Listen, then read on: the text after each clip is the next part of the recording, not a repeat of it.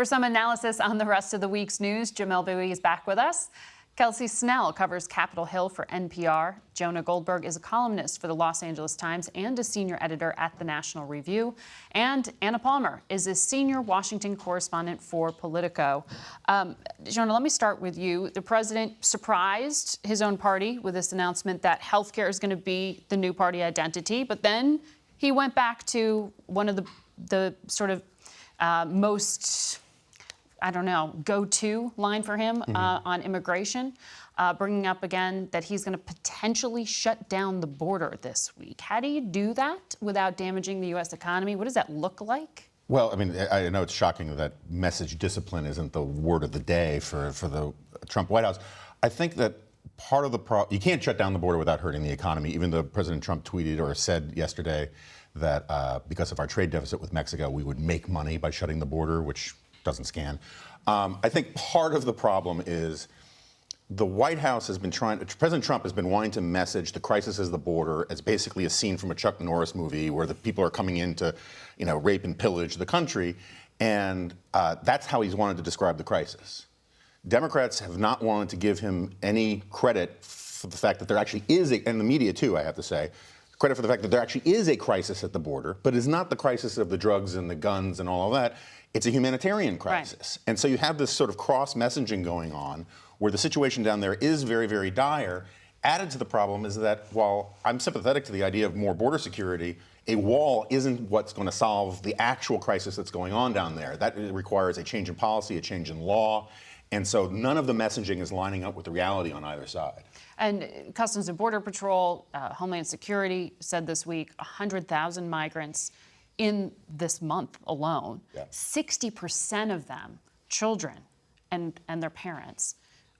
How do you respond to this idea that credit's not being given to a real crisis at the border? I think the problem is that precisely because President Trump's framing is of this dire, sort of violent, crisis at the border, and he's not talking about the humanitarian aspect. There's no real space to give him credit. It also does not help the president that he wants to withdraw funding to the relevant countries or aid to the relevant countries, that he is not working as closely as he could with the Mexican government to help manage the flow of migrants to the United States, that there are all these levers of policy that President Trump could take that he's either not doing or actively pushing against, which just exacerbate the problem. And I think also the extent to which he's been saying I'm going to close the border for so long, but hasn't taken any sort of step, which kind of encourages migrants, right? That it isn't as bad at the border as Trump says it is, so maybe I could take my chance. Well, the State Department is now telling Congress that they are stopping some of this aid, which was meant to stabilize the country, to stop migrants from fleeing. Kelsey, can Congress stop the president? Bernie Sanders seemed to think they could. There are some Democrats in particular who think there are options in front of them, but I have not heard anybody articulate what exactly that is. I think that as I talk to Democrats and Republicans, they're also worried that this could exacerbate problems with the USMCA, the trade agreement that they're trying to finalize that's already in serious trouble in Congress right now. They are worried that they're not going to be able to get the kind of support they need if the president is starting another fight with Mexico. And, there are plenty of people on both sides of the aisle who would really like to get some sort of trade stability happening with both Mexico and Canada. And it'll be interesting to see that doesn't even have a vote date yet. They don't. Some have been predicting April. It is very much up in the air, and it is very, very difficult to see how that gets worked out. And the Mueller Report, we now have at least a 4-page summary of what's in it. This has become even a fundraising mechanism for the Trump campaign. They're raising money off of T-shirts with Adam Schiff, the House Intelligence Committee chairman, on them, sort of mocking him and saying all of this is a conspiracy against the president. What does this all add up to? Does this continue as a storyline until we get the 400 pages in mid-April? I anticipate this is going to be a storyline for the next several months. There's going to be jockeying between DOJ and Congress, and Democrats want more information. They want the full report. They are not backing down from that. And I also think you see the president using this clearly as a political ploy that he thinks works for him. He's been mentioning it on the campaign trail. I think that's going to continue. And this is a storyline that he's very comfortable with because he feels like he was vindicated. What do you make of the Democratic problems here within the party within the problems within the Democratic Party? Whew. Had a hard time getting that one out.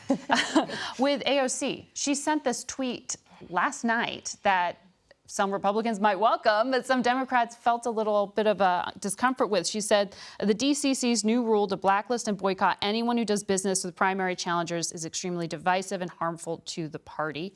You had some other progressives kind of joining her in this.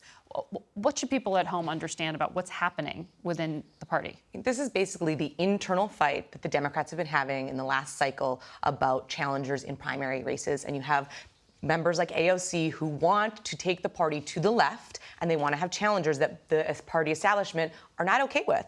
And so this is actually a tool that Mitch McConnell used on the Senate side and Republicans a couple of cycles ago to take back control. It's a way for the establishment to say, no, no, no, if you're going to run for some of these more left-leaning candidates that are not in line with who we think can win these races ultimately, then you as a consultant aren't going to get the work of the party. Jonah, is all of this just a gift to Republicans, including the shift of the messaging back to healthcare? We had Senator Scott on the program, and he's kind of was throwing the ball back into the White House's court. Yeah, I think the end of the Mueller probe, or at least this chapter of the Mueller probe, is actually a benefit to a lot of Democrats because it takes the issue of impeachment, turns down the temperature on that. It lets them talk about things like healthcare, which are actually benefits or advantages for Democrats. And President Trump's decision to give Democrats the talking point that we're going to debate about healthcare seemed to me like an incredible unforced error. So the Mueller report is good news so far for the president, but I think it's also good news for a lot of the Democratic candidates. And the decision to pivot to healthcare seems to me an unalloyed good for the Democrats right now. Healthcare is an issue where President Trump, I think, gets especially vulnerable, not just because the administration doesn't have any particular plans, but you look at this 2016 coalition, there was more blue collar than any Republican coalition that had been before. And it depends on maintaining certain margins with blue-collar whites in certain states. And if there's an issue that's going to alienate those people from your party, it is saying, I'm going to take away your Medicaid. I'm going to take away whatever benefits you get from the Affordable Care Act. And it really is an astoundingly bad idea to make the centerpiece of your message, we're going to go with this again, when the last time you went at it, in August 2017, President Trump's average approval rating dipped to about 36%. The last time he went after healthcare like this. And it could be a good idea if there was any policy preparation. Right. But there's no evidence that that's going on. Right. Republicans do not want to be talking. That's right. Oh, yeah, that's why they keep kicking it back to, we saw Mitch McConnell say, oh, good luck working with Nancy Pelosi. Right. It's not something that we're prepared Which is what Senator Scott was also saying, even though the president says he and Senator Barrasso and others are going to have to come up with a solution. We're going to take a quick break. Stay with us, and we'll be back with more.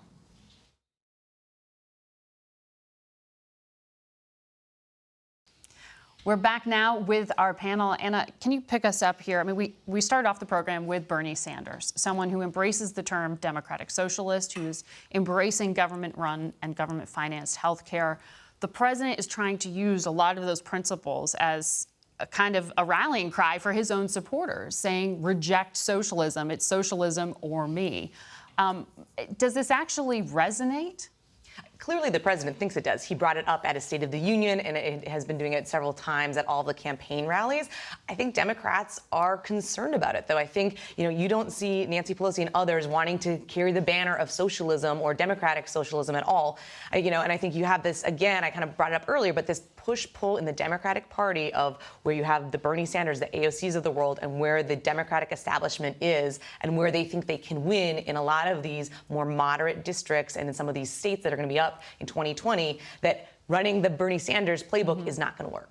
I think there's a flip side to that as well that could be dangerous for President Trump, which is that it's not as if Bernie Sanders is calling for Democratic control of the means of production, right? Like he's not calling for, nationalization and creation of state industries. He's calling for a very, very robust welfare state, for more Medicare, for free college, for these sorts of things. And things that are broadly popular with the public. And so if you're going to start defining Medicare for all, or even just Medicare expansion, if you're going to start defining free college or any of these programs as socialism, then the other thing that could happen is that voters say, hey, if this is socialism, like sign me up. Like if this is what it means to be socialist, then I'll take that bet. If it's described as a Nordic country and not Venezuela. Right. I mean, I was out in several of these majority maker districts where the Democrats beat Republicans in 2018. And I talked to voters there who say when they hear the word Democrat, they hear socialist, and they don't make those distinctions. They don't hear the policies, they hear the word. And I saw people showing up at town halls yelling. Abigail Spanberger in Virginia, out there at her town hall, you had people showing up and specifically wanting to ask her, are you a socialist? You're a Democrat, does that mean you're a socialist? And that's not something that moderates like her want to talk about. Yeah, there's also just a label problem. I think it was Quinnipiac had a poll recently that showed that support among Democrats for single-payer health care is going down, but support for Medicare for all is going up. They think that Medicare for all is like not socialism. It sounds like a more moderate, kind of approach. And if you look at the Gallup polling on socialism over the last 10 years, you find that basically support for socialism is basically a referendum on the state of capitalism, right? It's just whatever, if capitalism is in bad odor at any given moment, like in a financial crisis especially, then people say socialism because it's basically, they think it's a binary thing. And the reality is I don't think there are a lot of voters out there that actually want real socialism, but they don't necessarily love capitalism right now either. But they want things like guaranteed pre-existing conditions and maternity care and things like that. So I think guaranteed. Where the danger comes in is if President Trump is citing himself with sort of unrestrained capitalism, that is actually unpopular as well, right? Right. And so if what you're doing is saying I'm for unrestrained capitalism and the people who want a generous welfare state are for socialism, then you might end up losing that branding game if you insist that it's the generous, recognizable policies that are the bad thing. Yeah, the fight will be over who gets to define the terms. Right. And if Trump wins 51% of that argument about defining the terms, it's very good for him. If he loses it, it's very bad for him. Kelsey, what happens when the Attorney General goes to Capitol Hill and actually gives testimony at the beginning of May, answering questions about the Mueller report? Well, I think that it's going to be equal parts political kind of circus and a lot of information getting out there to the public that people want to understand. And I think it'll be up to Democrats to find a way to walk the line between wanting to push the political side of things and get political wins on the board on a hearing that will be widely watched and televised, and needing to establish that their investigations going forward are not some sort of the partisan witch hunt that the president talks about. It's going to be a delicate balance, and it should be very, very interesting to watch. All right, we will be watching it, and we'll have plenty of analysis then. Thanks to all of you for joining us. We will be right back.